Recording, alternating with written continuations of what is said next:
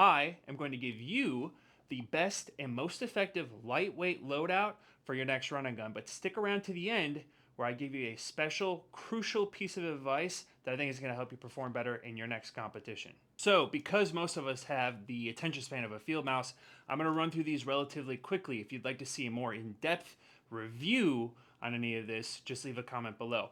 But before we actually get started, I'm going to clear this because otherwise somebody's going to say something in the comments, okay?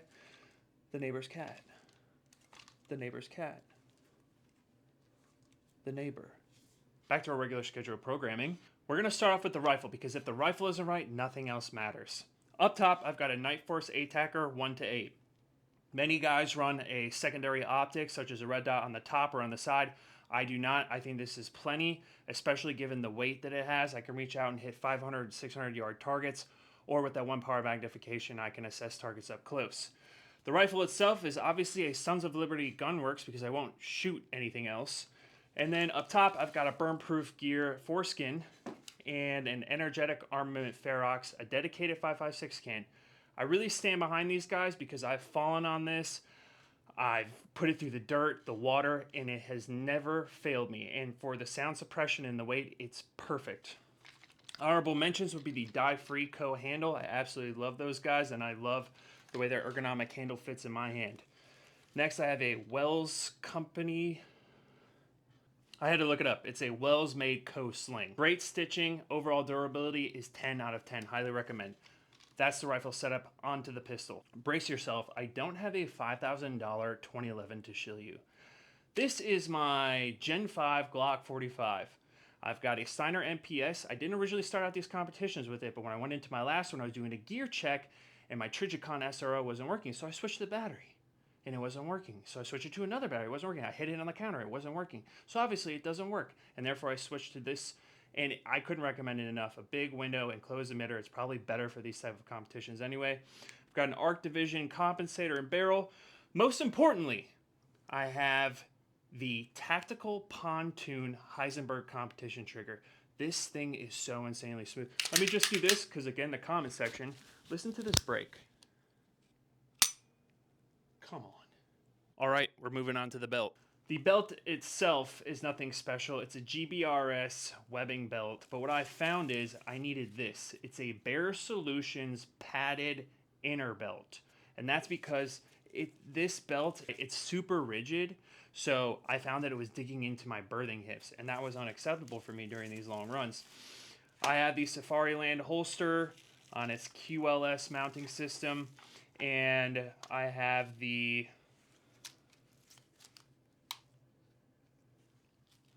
I guess I gotta fix that.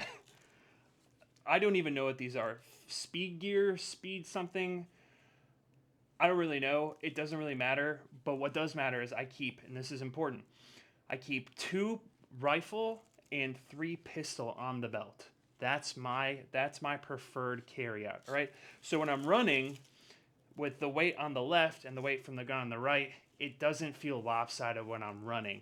So, if you're running 4 or 5 mags on the left at our rifle, you're going to feel like this side is weighed down, and then this side will be a little bit higher. It just is awkward when you're running, 8, 10, 12 miles. So that's this setup. On to the Camelback. This Camelback is crucial, all right?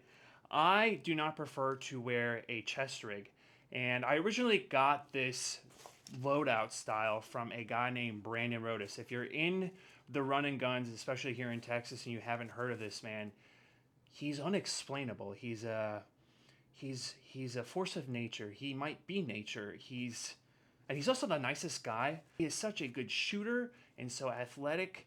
I'm not gay, but he was the one who gave me this loadout. And it's incredible. Here's what he does. Here's what he taught me. You take DACA pouches, right? These Magpul DACA pouches, and you can stick them inside of here. So that way you don't have 15 different mags. And usually when you get up to a stage, you're able to load up your mags.